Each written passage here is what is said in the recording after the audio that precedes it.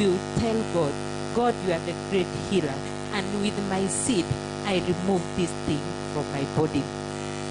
God will supply a miracle in that family. If God, you need that kind of a special miracle, God will do it with your special seed. And let me tell you, your special seed, no one will tell you that that is what you have to plant. It is up to you to know it's really desired in you that it must happen. Otherwise, you'll perish. All givings in your life demonstrate your faith to God and His Word. All givings in your life demonstrate what? Your faith to God. Whether it is tithing, whether it is offering, whether it is a seed planting, it demonstrates your faith to God. Let us see Psalms 126 verse 6, what it says. Give me in NIV. Psalms 126. He who goes out weeping, carrying seed to sow, will return with songs of joy. Remember here, we are saying that this person is crying. He's going to sow. Has to happen, God. If this doesn't happen, I don't know what will happen to me. I don't know what will happen to my children. But he who goes out weeping, carrying seed. Remember, this person is carrying seed. Okay? This seed comes before the harvest.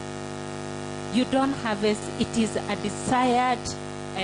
If you plant your seed in tears, you will sow it with joy. And the harvest, of course, will be great. Giving is a connection. It connects you with God. It connects you with the altar. That altar that you give out to, you get connected to it. Why is it that when you give God response, or do you think when you give God response? Remember I said earlier that it determines, and that's why the book of God says, try me and see if I'm not faithful enough to do what you have asked me of. All giving with respect to God is a recognition and a confession of His divinity. You recognize that God is not a man. He's not a man at all. And when you give Him, that is faith to God, who has more power than man. You must have that kind of faith or to the God that created us, because He's greater than the man. You are appealing to His divinity. Whenever you plant your seed, remember you are telling God that, Lord, this is what I desire. This is my offering to you. Lord, hear me. Offerings are given to deity and not to men. You don't give offering to men. It is to God. You don't bring your offering here or your tithe and you say, this I give it, has said, give to the altar that you have been given by God. It will never go away from you. It will always be a blessing. And remember, it also depends with your faith. If you give in doubts, you'll never see the blessings of it. But if you give in faith and you know, Lord, that this is your desire, that we do this, it will always bring its sheaves. Amen. When it is so, it is not known to man.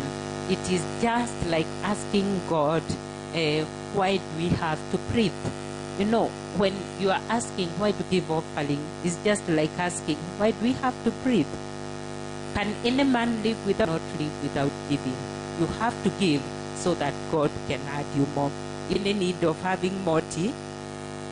No, you don't need it, because you are not even taking what you have.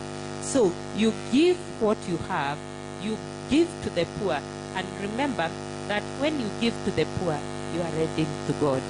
You are doing it to God. You are doing it on His behalf, to be able to explain. But had to be that way. They just have to be that way. That's how it is in giving God.